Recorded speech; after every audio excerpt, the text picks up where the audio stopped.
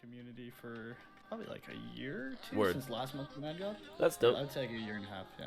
All right, so let's talk realm streaming. How do you like it? Oh shit. I like it. It gets boring after a while. I agree. But I think there's a meta that needs to be changed. But the 03 meta. Let's talk about it. Is it my fault, yeah. Jare? No, it's not your fault. I think you're smart for doing it because it's the best way to grow in the platform. I agree. So I think you're smart in that sense. But I mean, I'm sure you get bored of it. Oh, you yeah. know what I talked to a lot of realm streamers, and is it not? I won't say sad for you, but like, say if you wanted to stream something else, right? Yeah. Like realm wise, but if you wanted to do like even just like running random event dungeons, your viewership is going to be significantly lower. Does that bother you by any means? It is toxic, but in my mind, it wasn't that big of a thing. I'm not gonna like try to be self-important here, but every day I stream public O3s for maybe like 5 months, right? I am very well aware of the beast I've helped oil. Now, there are different sides to this, and I'd like to get into them. But it's just gonna be such a long answer, I guess. Toxic, yes. Necessary, it used to be. Still necessary? I don't know.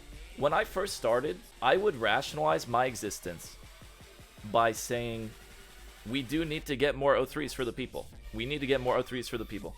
I streamed O3s for 4 months every single day. When I came back to Realm, I saw that the community, this is not like self-righteous, even though it is self-righteous. The problem with crashing was huge. Like, you could look anywhere on Reddit, and your Reddit's toxic, but the game just had a bad environment, and that was just because it seemed to be all centered around crashing O3s. Okay. I think that's changed a little bit. It still exists, but like, that was what I saw. And so when I guess when I saw that, I was like, okay, if I'm gonna do like one thing for the game, if I do actually want to be a positive force, because I think if you are gonna be a streamer, you should try to be a positive force. Oh, 100%, yeah. That I would become the O3 man. And of course, when my views, I would be at 40 average. We would be doing public event dungeons. I didn't stream until that April, and it was always an event dungeon. It was cult, it was fungal, and I'm sorry I'm going on. But after we were capable of doing the O3s, we never went back, I think. And that's absolutely due to viewership. And 100%. There's just something about it. I think everybody wants O3, and it's hard to find. Well, here's no, I definitely think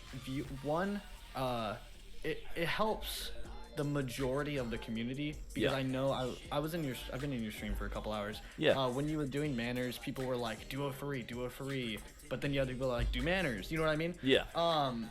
I think there's two separate kind of communities that have split from the release of Oryx 3.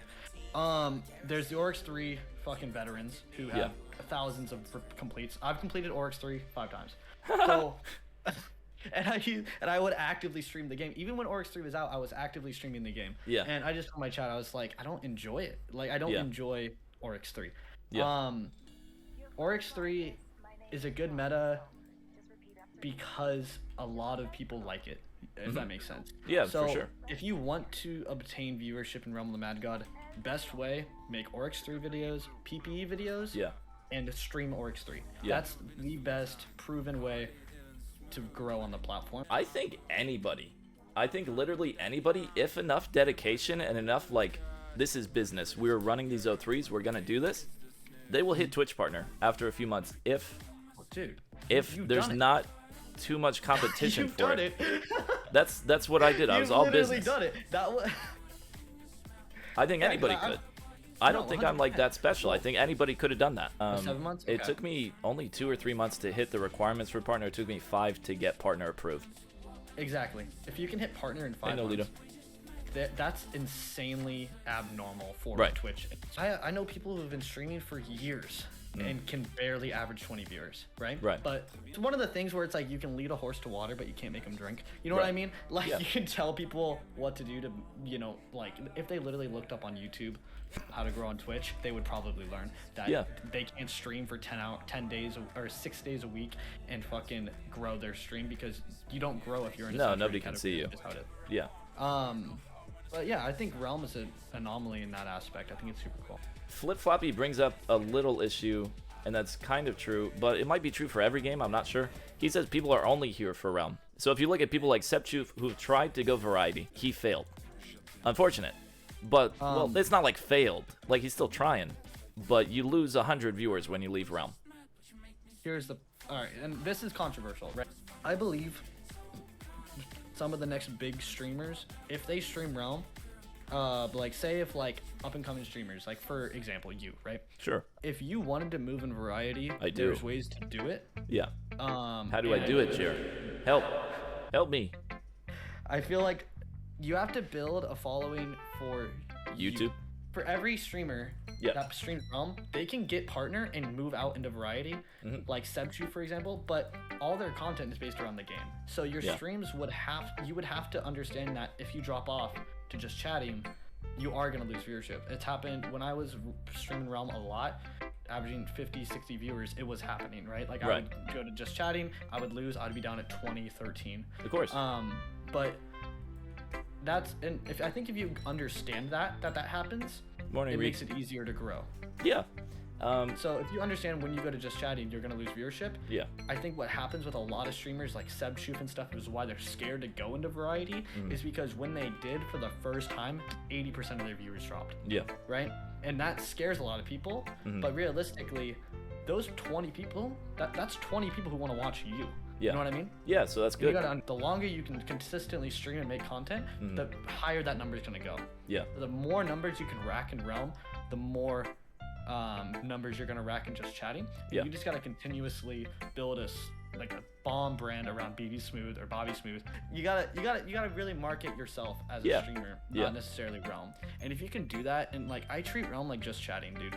Like I'm so shit at the game to the way like I just fucking treat it like just chatting.